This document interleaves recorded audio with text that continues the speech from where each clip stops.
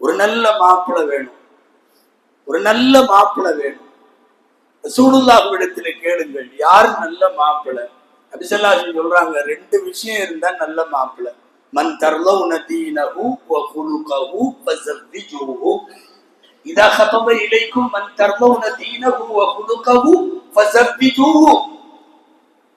தீன் சரியாக இருந்தால், குணம் சரியாக இருந்தால் கல்யாணம் பண்ணி கொடுத்துருங்க. வயில்லா தக்கும் ஃபித்னத்துன் ஃபில் அர்தி வ ஃபஸாதுன் கபீர். இல்லன்னா பூமியில பெரிய குழப்பம் ஏற்படும். ரெண்டு தான் நல்ல மாப்பிள்ளைக்கு அளவுகோல். வாலிப சமுதாயத்துக்கே ரெண்டு தான் அளவுகோல். உன்னிடம் காசு அதிகம் இருப்பது அல்ல, உன்னுடைய பரம்பரை பெருமை அல்ல, உன்னுடைய போஸ்ட் கிராஜுவேஷன் எல்லாம் அல்ல. ரெண்டு வேணும். அதல்ல முதல்ல தீனுல் இஸ்லாம் வேண்டும், இரண்டாவது குணம் வேண்டும்.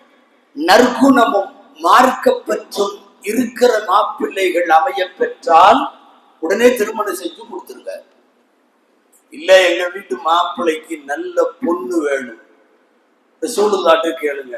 அங்கேயும் ரசூலுல்லாஹ் அதைத்தான் பதிலா சொல்றாங்க, ஃபதுஃபர் பிதாத்தி தீன். நீ மார்க்கம் உள்ளவளை திருமணம் செய்து கொள். நீங்க எல்லா திருமண சபைகளிலேயும் நீங்கள் பெரும்பாலும் இந்த ஹதீஸை கேட்டிருப்பீர்கள். அழகுக்காக, அந்தஸ்துக்காக, பரம்பரை பெருமைக்காக இப்படி எல்லாம் திருமணம் முடிக்கப்படுகிற மங்கையருக்கிடையில் நீங்கள் மார்க்கம் உள்ளவளை திருமணம் செய்யுங்கள்.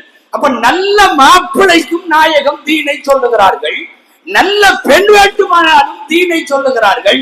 அப்படியானால் உன் வாலிப வயதில் நீ தனக்குள்ளே சேர்த்து வைக்க வேண்டிய மிகப்பெரிய சொத்து தீன் தான் என்பதை அங்கே சொல்ல வேண்டும்.